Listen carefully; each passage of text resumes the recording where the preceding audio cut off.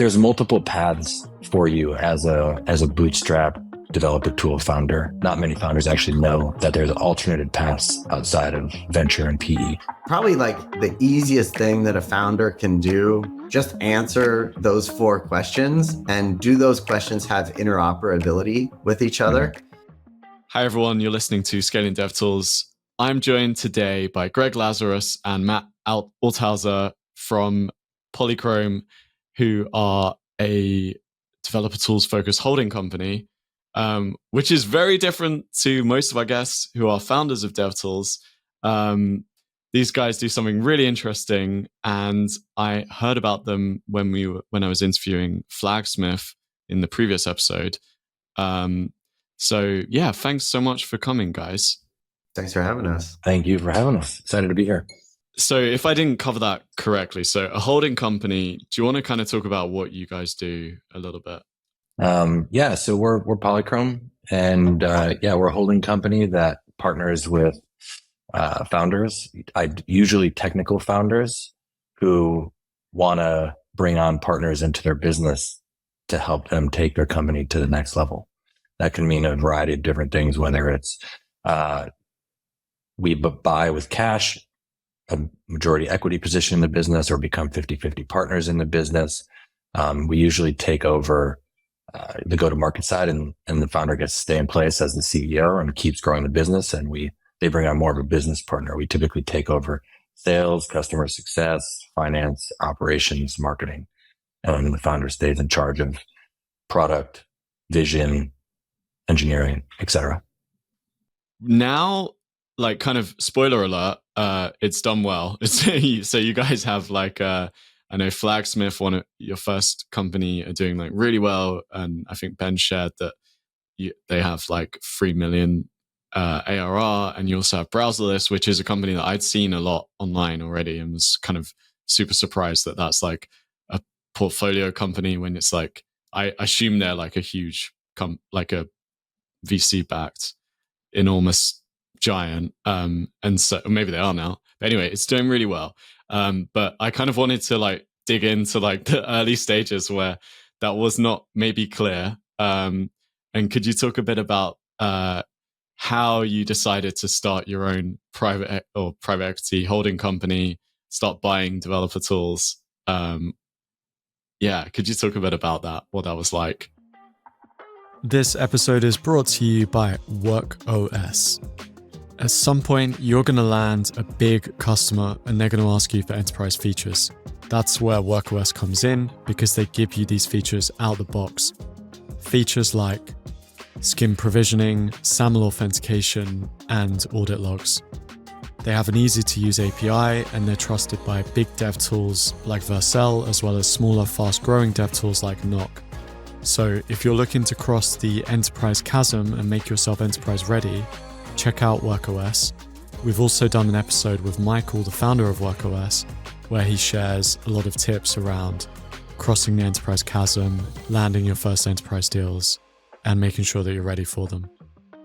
Thanks WorkOS for sponsoring the podcast, and back to the show. Yeah.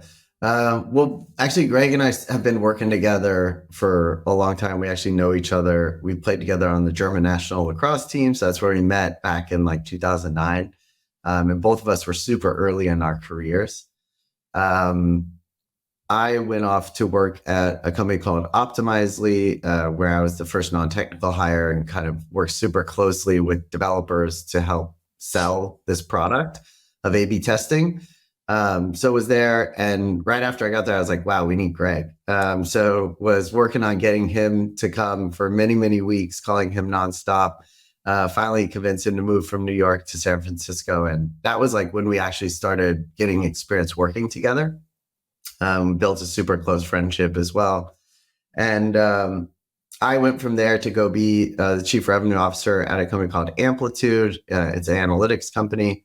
Was there for about 3.5 years. And Greg at the same time was the CRO at a company called Returnly.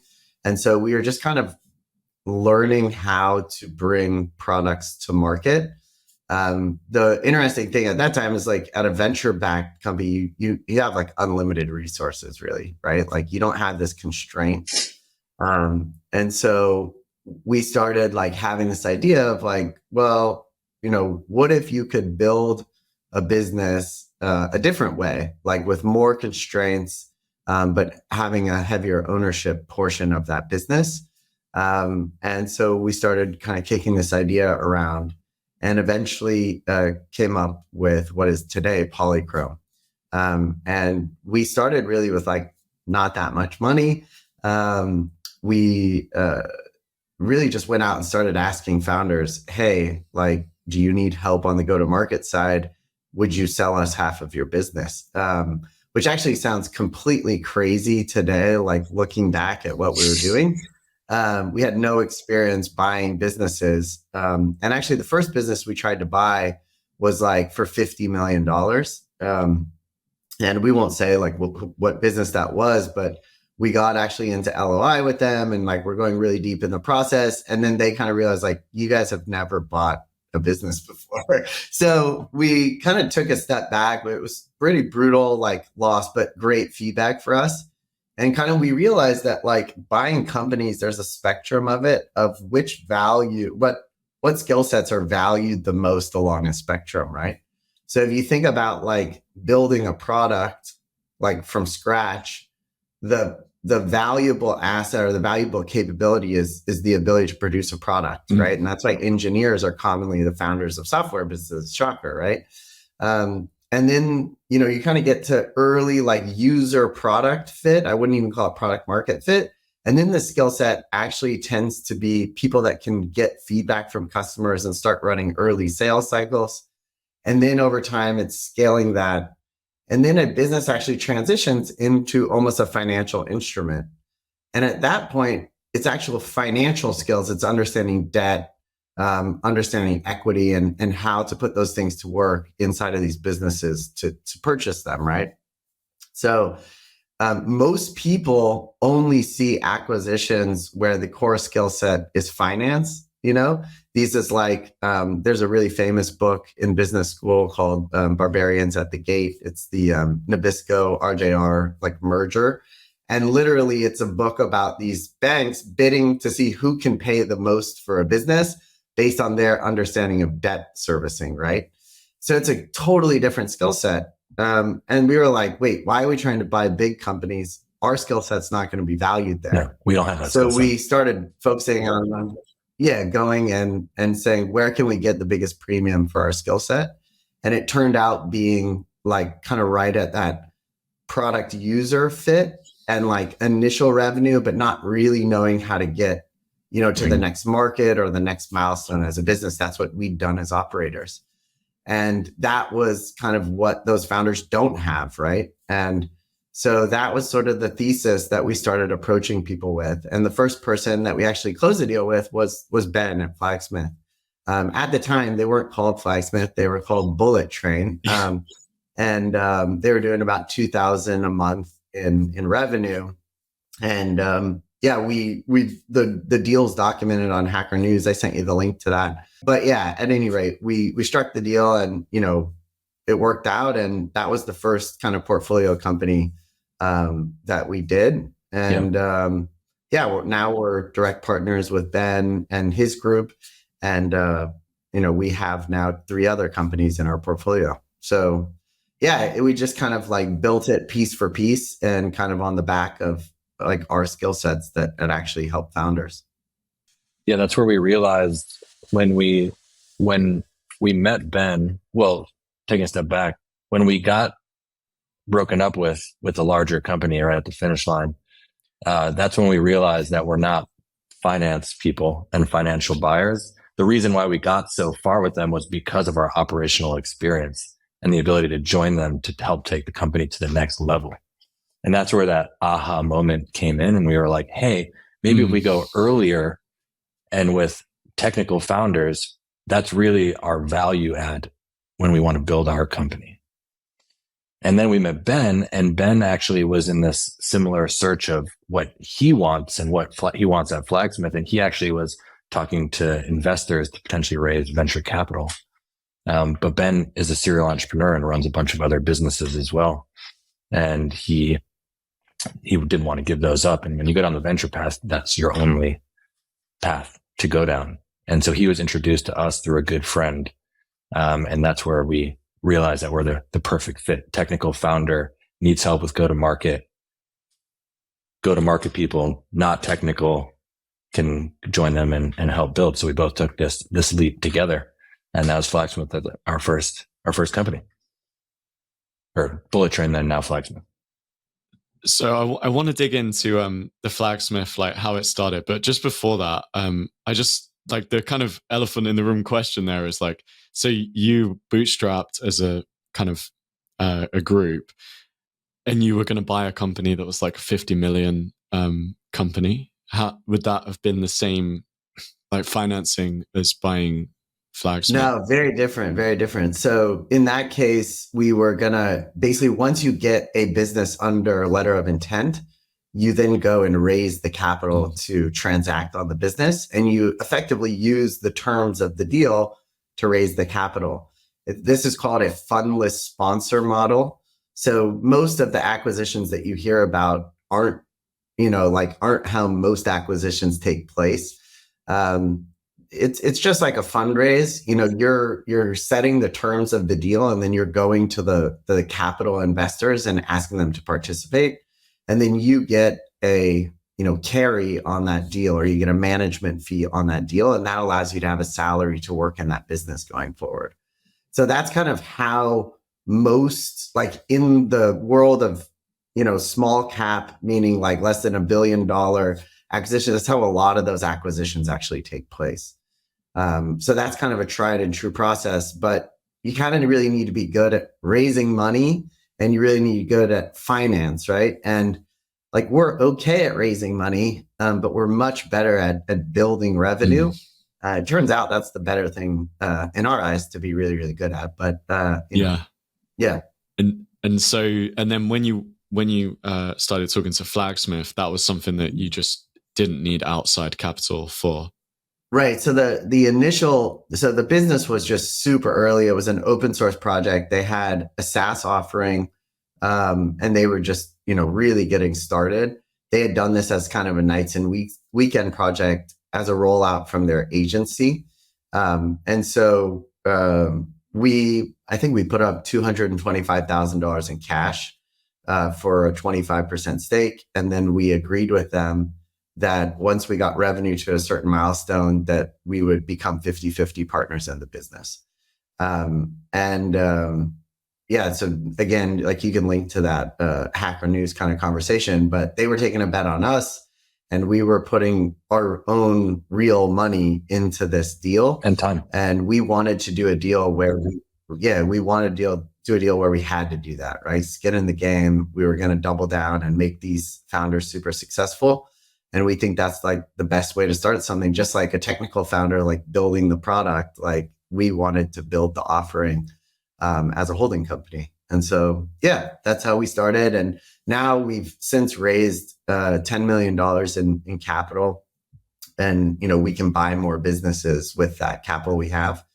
And we now have a capital base of investors that want to do more deals with us. Mm-hmm. So we're not limited just to that, but we can start pulling the trigger on deals much faster. And that's been super helpful. Like when VCs invest, everyone says like, we're going to help you out. Like we're going to make all these intros. But like, I thought what was interesting is listening to Greg on the podcast. He mentioned that you were like on the phone every day for like, at that point it was like for the last year and a half, but I think maybe it was longer, of like just doing probably the unglamorous stuff of like making the calls and like actually not just like strategizing, but like actually doing the deals. And we were doing cold outreach on Sunday nights for Flagsmith to prospects to try to get new customers. So daily meetings, taking over sales and marketing, working side by side in the trenches with Ben and team to build that company.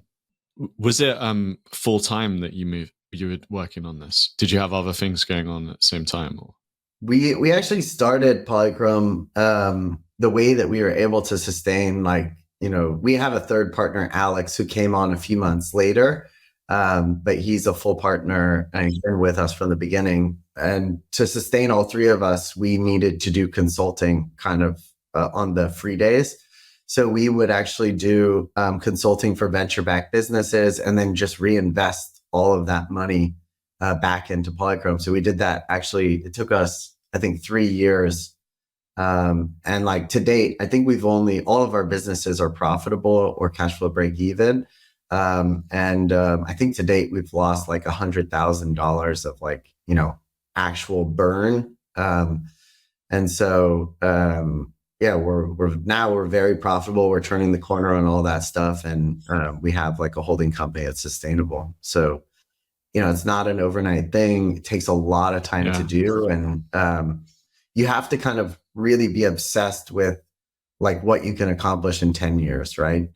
And that's why it matters to do something like this with people you care about, like close friends. All of us have known each other for over a decade. And then the founders we work with, like we spend a lot of time understanding what they want to accomplish personally from the business and make that a big part of our focus. Like we talk about that when we have Polychrome meetings. Are we living up to, our partner here or there? And so, yeah, it's not like, it's very different from the venture world we came from. But we really love kind of what this can become, in 10 years from now. And we say that every day. It's super interesting because it's like, it sounds like you actually were taking like a really big risk that's more like, it's not like an investor risk in a sense. Like you're kind of going like, you're basically taking like founder level risk in the sense of like, you're putting a ton of money on the line at the beginning, and it's all within one asset, Flagsmith, right? And so there's like, if any, because even like in a very small way, I bought a newsletter like 2 or 3 years ago, and it's like there's so much stuff I guess that you just don't know until you actually like get into the business, and like you could do all the diligence in the world, but like it's quite a big risk that you took. Yeah. I mean, Greg, actually, didn't you just read that book? What was the book you just read? The Rick Rubin book? No, I think was it Skin? Sorry, no, Skin in the Game. Was it Skin in the Game? Yeah. Skin in the Game. Sorry, I'm reading Rick Rubin right now. Love that guy. If you go down the Rick Rubin route as well. Yeah, Skin in the Game. I think that is exactly what we do and what we did in order to get Polychrome off the ground. And that's super founder friendly. I think there's like, I don't know, Jack, if you've spent time like the question that I got obsessed with like back in like 2015 was like, it was so interesting. It was probably 2015 to 2017 where I could not get this question out of my mind. And it was like, so Optimizely was an extremely fast growing business. So we went, I think, in the first 18 months that I was at the business, we went from 200,000 in revenue when I joined to 9 million. So it was just super fast growth. And the company continued on that path for a while until we kind of had bad unit economics. So basically what would happen was we would acquire a customer, they would love our product, and then they would churn. And we were like, wait, why are you churning? And they're like, well, we're done with the A/B testing project, right? And so it was like that was just seared in all of our minds, right? If you were at the company at that time, you kind of knew what we were dealing with. And that was a challenge. The company overcame that challenge and got to, over 100 million in ARR and then eventually sold. So it was successful, but it wasn't, the IPO, the multi-billion-dollar business that we kind of thought we were on track to build. And then I went to go work at Amplitude, where now it's a public company. The net retention at the time was just off the charts. Like if you acquired a customer, you knew they were going to spend more and stay with you sort of forever. And it was interesting because I started thinking about valuation and like, what's a company worth and where does a company derive value from, right? And in the venture world, it's like just about speed, right? It's like really about speed. They're like, we'll make money in the future. Let's make this thing go as fast as possible. And what I realized is that like not every company should be run that way based on the unit economics that a customer might provide to your business, right? And that was a huge insight to thinking about, man, if we'd have run Optimizely with a different mindset from the beginning, how big or how profitable could that business have been if it had the right expectations, right? And that like question of valuation is like something that's really hard to kind of understand from a book. And so I wanted to get better at financial valuation and like, what would I pay for a business? And we went through all these hoops and exercises. Greg and I were looking at a bunch of different businesses. And it turns out that like, you really just have to like sign your name in blood on a business to really know what you believe it's worth. And like, it's like, you can't do this like in an agent situation. You have to be the one making the decision. And once you sign your name, just like you learned with that newsletter, you're now on the hook for all the benefits, but all the problems that come with that business, right? And you just cannot simulate that. And I think when a company becomes really, really big, maybe you can, at that point, but it's very, very difficult to do in the earlier stages of businesses. And so, yeah, we kind of knew we would only learn this through getting skin in the game. And that's like why we took that level of risk with founders, because we just didn't think we would be good enough if we didn't do it. So, yeah. Was there something that you saw, like what compelled you to like Flagsmith is the right business? Yeah. I mean, Greg can talk about it too, but like, it's like, we just know that market really well. There's a lot of crossover and similarities between that and Optimizely and Amplitude, where Matt was, and just the world is just, we're super familiar with that world: feature management, A/B testing, analytics. And so the other side of it, not just the product, is the people. And so we love working with these bootstrap developer founders. We have a lot of similarities. We go to London all the time and we hang out with them. And like, these are people we want to spend a ton of time with, and like get to know them, their families, build something together. And so it's not just the technology, but when we met Ben and team, we were like, we got to work with these people. Yeah. Like, we would love to work with these people. We would be honored to be able to work with these people. And so, yeah, that's how we just had to figure out a way how to do it. It was funny though, because we did our first deal during the pandemic. And it was actually like a weird, but also like saving grace for us. Like every other kind of private equity or holding company would have traveled to meet them in person. And like, it totally equalized the field for us. So, yeah. And then we met them in person like a year later, or maybe a year and a half later. And it was like, we'd been working together every day. And they were like, whoa, you're this tall? Yeah, we were very excided when we all met in person. We had a great night, big hangover, but it was super fun. London will never forget that evening. I think I heard rumors about that. Yeah, for sure. Okay, amazing. And then what did it look like that first, maybe that's a good place to start. So that first year and a half, like what did it look like? Like, and maybe starting from like the first month, like what did you do when you kind of came in? Like the ink, the blood on the signature is dry. Yeah, we're actually lucky because like so we're not financial buyers, right? Like we have obviously ranges of finance that we can pay and afford. But it's more kind of binary conviction or not with us.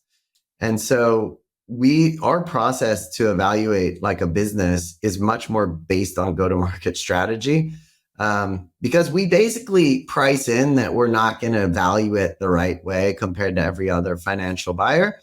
But the question is, can we 10x this business? And so like, if we feel that there is a clear case to 10xing the business, it's going to be rooted in the go-to-market and product strategy. It's not going to be rooted in, some finance like wizardry, right? And so we have a process that we go through. We call it like 4 fits. And it's just asking the market, product, model, channel, fit. And so this is like one of probably like the easiest thing that a founder can do is just answer those 4 questions, and do those questions have interoperability with each other? So like, if my target market is enterprises and, I'm going to charge them $100,000 a year to start, I'm not going to do like product-led growth. And all I'm doing is self-serve content. Like, yeah, like that's not going to work out for you. Shocker. So I think most people though, it's like they get their experience from like a bunch of different places and they're like, this is what great is, right? Mm-hmm. And the answer is like, there is no playbook. There's just frameworks. And then within those frameworks, you need to like be pliable enough to figure out what works for you in this situation.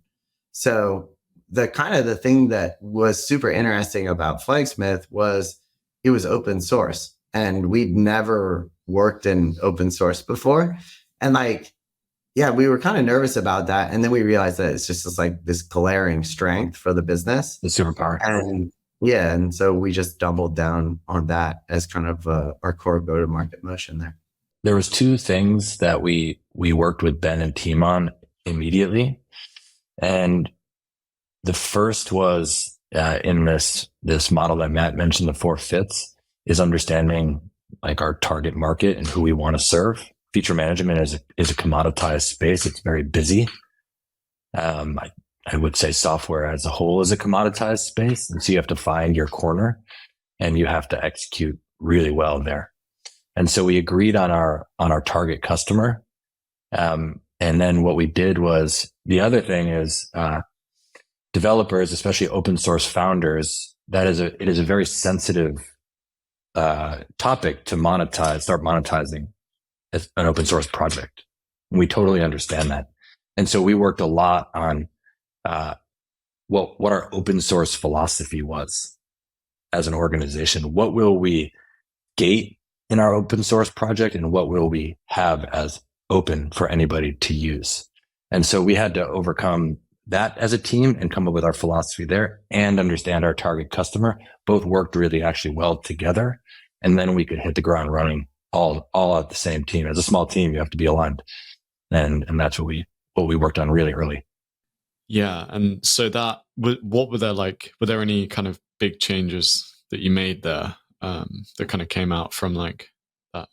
Yeah, for sure. I mean, one was Ben at the time was like, let's just build the model that Ben and team were going off of was we're going to have an open source version of the product. And then we're going to have SaaS. And it's basically like that was going to be the line between the two.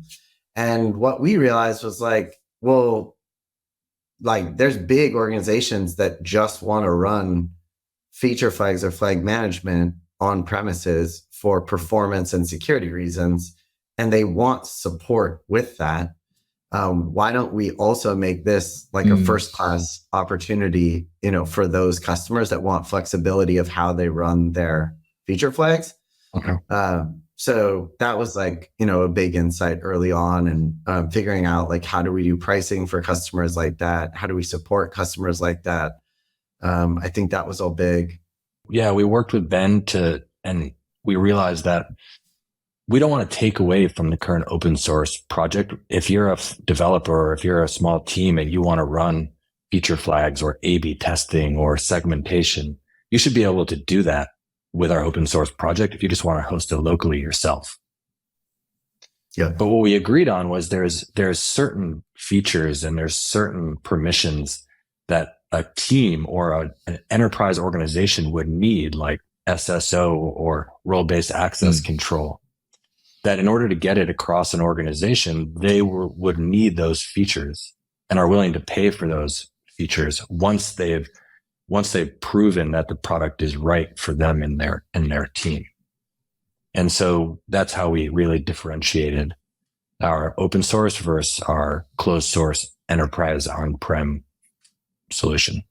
And then I think Ben's really the one that set out the philosophy, right? And then again, it kind of goes back to like constraints, right? Like if you're in a venture-backed business, you're not really allowed to set constraints. Like you need to grow at all costs, right? Yeah. And so like a lot of our competition is also like open source feature flags. And like, yeah, they they're probably at one point going to need to grow so fast that they'll sort of have to violate some of those things. And so for us, like, we can just approach the market differently, right? We're profitable, we're growing quickly. We don't have outside investors. So like, from that point of view, like, our investors are our customers and the community. And so we need to make sure that we do a good job of nailing that. And I'd say, like, that's also like not a private equity mindset, right? So that's why that word for us is always like, sure, yeah. You can call us that. But I think the bigger thing is like, there's a million ways to build a business, you know, and you're always going to have like what they call like value leak, or like things where you don't capture every dollar. And we're okay with that. Like, we're okay with building the right business for the right market for the best founders, right? Like, that's what we want to do. It seems like actually a really good fit, this model for like open source, where you still get some kind of funding to keep you going and kind of that go to market, but you're not like having to make very kind of, well, people call it like rug pulls, right? Like, that's what developers are like, that's how they feel, whether that's true or not. But a lot of companies perform what, you know, Hacker News is like, it's a rug pull, but like, you know, Hacker News is crazy, man. Yeah. It's a crazy place. And so was there like, how long did it take for you to like kind of, you know, let's say like, okay, this has worked. Like, well, I think we did the deal with Joel at Browserless maybe, I don't know, 9 months later, Craig, or 6 months, 7 months later. We knew kind of we were on a great trajectory and path pretty early. I think we closed our first enterprise deal for Flagsmith like within, I think, like 60 or 90 days of getting in there. And it was like, it was like Christmas Eve. Yeah, that's right. So that was great. So we kind of were pacing on plan. Alex, our third partner, he does finance and kind of operations. And like, he just builds like the best financial plans for businesses with constraints. I mean, also without constraints. He comes from venture, he comes from Twilio.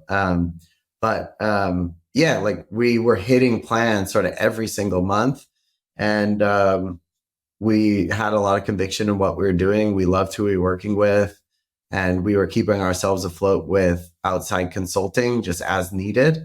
And so we were like, yeah, let's keep doing this. So we did another deal. And then once we hit kind of the goals of both of those founders, at least in terms of our partnership, not like their long-term goals, but in terms of, you know, the partnership, then we were like, wow, we should do this like at a lot bigger scale. And that's actually when we went to friends and family and some like really cool people that we have on the Polychrome cap table. That's when we actually went and asked for money. But we were 2 years on our own money and our own time and risk, and really getting like way past product market fit for what we do before we went and asked our friends and family and investors for any money. So yeah. With this kind of a track record, I guess like everyone would, who wouldn't want to like give you money, and you know, I mean, it's like, I think it's like, it's like sort of this time thing. Like I know you mentioned like Tiny and we look up to like Constellation and all these businesses. It's like, you kind of look at the mountain of a business that they've built, and it's super intimidating. Yeah. But like, you know, I always say, like, how do you eat an elephant one bite at a time? Like, it's not like, you know. I think Tiny just went public and they were around, what, 25 years or something like that. So you gotta like love the software game to be like, I'm be doing this for a long time. So it's a totally long play. And you have to take the long view with and with the businesses that we're working with and the founders that we're working with, and to make sure that we're all aligned. And it's just a patience game. Yep. Which is hard when you come from the venture world, because it's a totally different mindset. Like, you should see our internal meetings. Yeah. Yeah. And one of the things that I think Greg mentioned on a podcast was that, like, I think you were asked, like, what do you look for in businesses? And I think the first thing you said was like, open source developer tools is like our is our space. And I wondered like why is it? Because some of the companies that your background is like, you could have also gone like the marketing software, or like there are like a few, or like general SaaS, or like what drew you to like open source developer tools? Why do you believe that's such a opportunity? Yeah, I think for us, there's a few things. One, if developer tools typically are founded by a technical person, and that person most likely, again, is an engineer, and they probably don't have sales experience or go-to-market experience. So just as a founder fit with Polychrome, that's exactly the profile that we would want to partner with. Outside of the founder fit, what we also look for is high net revenue retention in organizations. And we found that the developer tool space has very high net retention, typically because those tools are built into processes or into the actual infrastructure of an organization, and et cetera. So that's also what we found there as well. Matt has a good analogy where he talks a lot about companies that are either the scaffolding or a hammer. And you could think about like an A/B testing product as a hammer to solve a specific problem in that given moment where you log in and you log out to make a decision. And we think a lot about developer tools as scaffolding of organizations where process and systems and teams are built on top of. And so we like working with those types of organizations as well. And then we have this strong belief that I have a strong belief, I know Matt shares this too, but that I said this earlier, that software is a commodity. It's getting easier and easier to build. I believe wholeheartedly that open source software is the future. If you look at YC and a bunch of other investor memos lately, they're all saying we want to invest more in open source software. And so we like that as a distribution channel, and we like the way that we can build communities and trust with developers and customers in that way. Yeah. And one of the, I think, was this Matt's article that you have on, because shout out, Polychrome's blog's really good. I think you talk about like rented channels. That was your article, right, Matt? Yeah. And yeah, I think you mentioned that, like, you know, this stuff around like, well, if the big players have a greater customer lifetime value and you're this new startup that does something very narrow with a small lifetime value, like those channels are just not going to work out for you because Salesforce is always going to pay more, can be able to bid more than you tiny little new CRM. And I think you mentioned that like open source is like one of those examples of like, for Flagsmith, of a channel that's, I can't remember what the word was that you used for the opposite of rented. It's owned or built.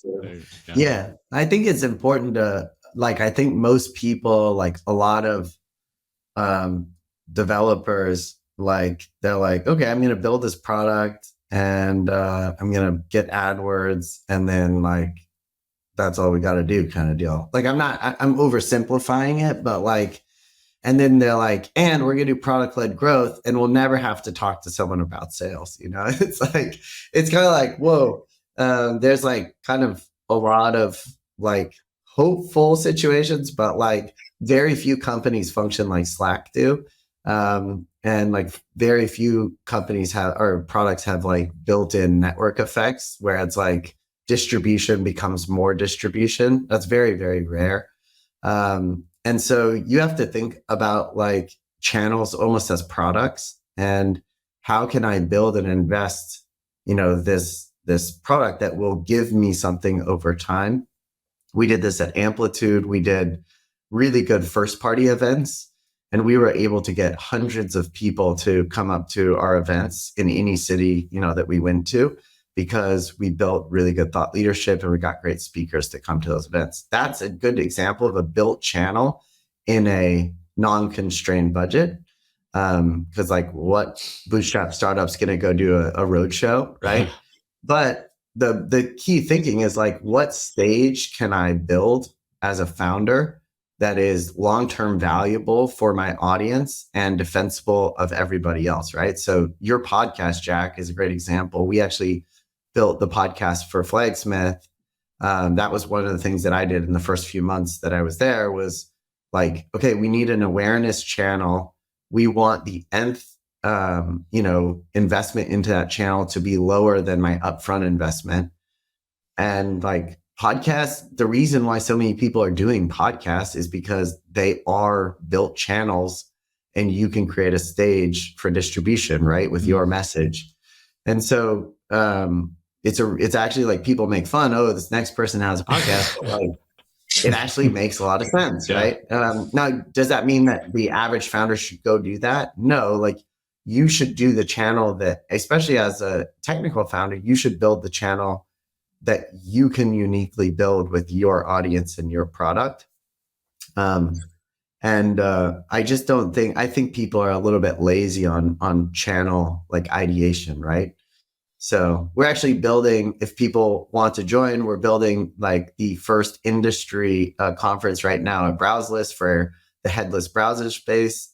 So we've got speakers from Google coming, from Sauce Labs, and we're, a 7-person company. And we're getting really, really good people to come to this. So like, these are examples of like, I'm doing a virtual conference. I focus on the quality of speaker. And the quality of speaker drives distribution, right? And then this is run by a small team, right? It's the same thing as you. The better speaker that you get on here, the bigger your reach is going to be for your podcast. So like, you should be going after the GitLab CEO, right? Like, it's like, these are the kind of thing. I mean, you're telling you, right? So, Yeah. Zach wrote about that. Oh, okay. Sorry. Yeah. Joining a podcast about what podcast hosts care about. Is quality of speaker and whatnot, and distribution from that. For sure. Okay, guys, this was amazing. I think I have like way more questions, so maybe we'll have to get you back on at some point again, if you're interested. If you have a kind of takeaways for someone buying a developer tool and then also like just a founder of a developer tool? I think on the founder side of things, there's multiple paths for you as a bootstrap developer tool founder. There, you can obviously go raise money. You can keep running the business yourself for as long as you want, get it profitable and live the life that you want. You can get bought by private equity. But I think a lot of people, like, there's other paths you can go down. It doesn't have to just be Polychrome. There's other unique paths that you can go down. And I think what we learned is that every founder is different. There's not just the raise money path and grow, or there's not just sell to private equity. You can live your life. You can have other companies too, and you can still build really great businesses. And I think not many founders actually know that there's alternative paths outside of venture and PE for them. So think more broadly, go down the path that you want. I'm happy to talk to anybody as well who's interested. On the buyer side of things, I think there's a few. So number one is you're not just buying the upside. Like when you buy, I think like when you buy a stock, you're buying the upside. You are buying some downside, but it's limited to your position, right? With buying a company, you're buying the upside for sure, the downside for sure. And you also can lose your time. So I think you really want to be thoughtful about, and this is like why choosing the people to work with matters so much, because, you're going to have to get down in the foxhole, and you're going to have intense times, and you want to be aligned that it's worth it for the people you're working with. So it's, I think people have probably said this a lot, but at this stage of buying businesses, you're buying a partner more than you're buying like a pure asset, if that makes sense. And losing sight of that is really, really dangerous. And the flip side to that is, as a founder, you want to, and if you're going to make the decision to bring on a partner, you want to bring on somebody who's going to have skin in the game with you, and somebody who's going to be in the trenches with you, closing deals, ideating, losing deals, all of the above. Yeah. Well, it seems like there's probably not that many Polychromes out there. I would say it's in the developer tool space. So yeah, this is. I think that's probably hard as well, isn't it, to find a buyer that's actually willing to do what you guys did and still do. So yeah, definitely. If anyone is thinking of selling, or not selling, but like kind of getting a different route, then they should definitely chat with you guys. Polychrome.com. Polychrome.com. Blog is very good. Thank you so much, guys. And thank you everyone for listening. All right. Thanks, Jack. Thank you.